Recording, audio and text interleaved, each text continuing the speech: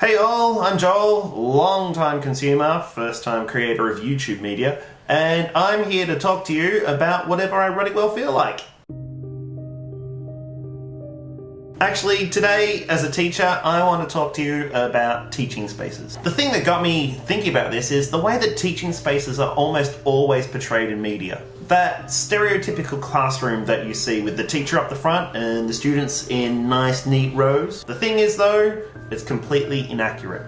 So, in order to set the record straight, I've set myself a challenge. Recently I was actually provoked into action into making this video by a Hank Green video. If you've never seen a Vlogbrothers video, you should check them out. Thus it is, I'm making a video. I have absolutely no idea how it's going to pan out, but let's give it a try. So, I'm a primary school teacher. I work in the eastern suburbs of Melbourne in a school that is not radically different from hundreds of others like it, except in one small respect, and that is we are in the progress of a complete rebuild. We're actually moving from a building that was designed in the 1950s and really only intended to stand for a decade and no more, into a building that is, if it's not too grandiose a term, the personification of 21st century teaching, something radically different. This video and anything I make hereafter is really just a way of me exploring the ideas that are really going to be front of mind when we move into that new teaching space. So the first thing I want to talk to you about today is Minecraft. If you don't know what Minecraft is, you should probably go check it out. But the chances are that if you're watching this video, you know what Minecraft is. That being said, you may not have heard of Minecraft EDU. When I talk about Minecraft in relation to teaching, I'm actually talking about Minecraft EDU. I'm a 5/6 teacher, and in the last 4 years my team and I have made use of Minecraft in a variety of different ways. Basically, we treat it as a flexible learning space, a place in which we can manipulate the environment to achieve a variety of goals. In the first year, we used Minecraft to allow students to design and create parliamentary buildings. This wasn't a straight-out building project. Students first had to research how our parliamentary system worked.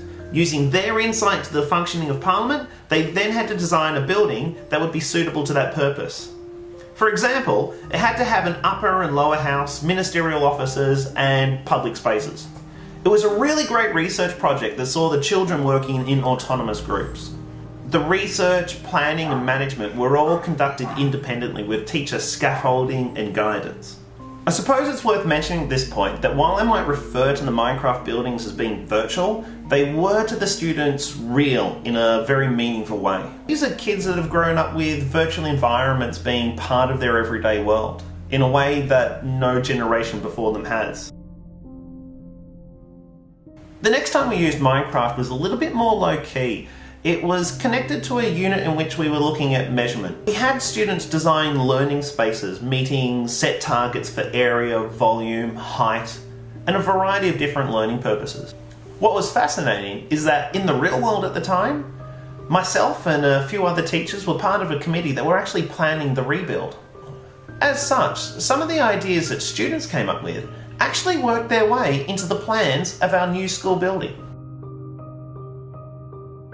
The following year we actually stepped it up a notch, and we co-opted the Minecraft world to explore the idea of sustainability. This was a mammoth unit in which the 5/6 students were separated into 5 different factions. Each faction controlled a finite resource: coal, wood, fire, water and food, and precious metals. Factions were then tasked with building a palace. Throughout the unit, students had work tasks to complete.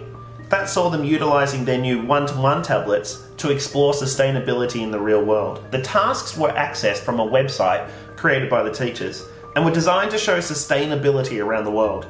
With each task they completed, they earned credits. Credits could be used to purchase building materials. But the real learning from the unit came from the trading in-game.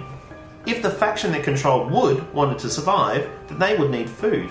Each faction needed to trade with the others to complete the set tasks to survive, but resources were always limited. This provided the students with a way to reflect on what they had learnt through their sustainability tasks in a highly meaningful way. At the end of this unit, students actually created short documentaries reflecting on the things they'd learned. Finally, this year, we utilised the faction arrangement again. Only this time we tried to create a more direct link between what the students were researching and the buildings they created. The factions were tasked with creating 3 separate historical buildings. Each building had to reflect a different culture and time period. Further, they needed to create 3 separate buildings, each of which served a different purpose. One had to be a civic building, another had to be a religious building, and the third had to be a military-based building.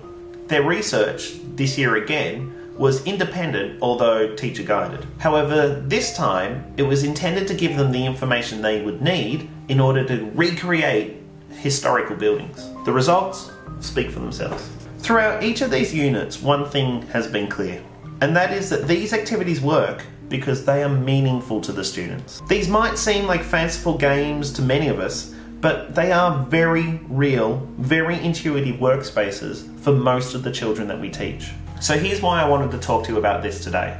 Teaching today is changing rapidly, but it's not just the techniques that are changing, it's also the spaces and the way in which we use spaces. In the real world, the physical spaces we teach in are very different to those portrayed in the media. And what's more, the use of virtual spaces is on the rise. Minecraft is just one example of a way in which we can use virtual learning spaces in order to create an engaging and exciting learning environment for our students. There are many other ways in which we can engage students through technology and the use of virtual spaces, some of which I hope to share with you and some I hope you'll share with me. If you'd like to get in touch with me, please feel free to contact me in the address below. Or if you'd like to share how you've used Minecraft or any other virtual world in education, it'd be great to hear from you. Until then, cheers.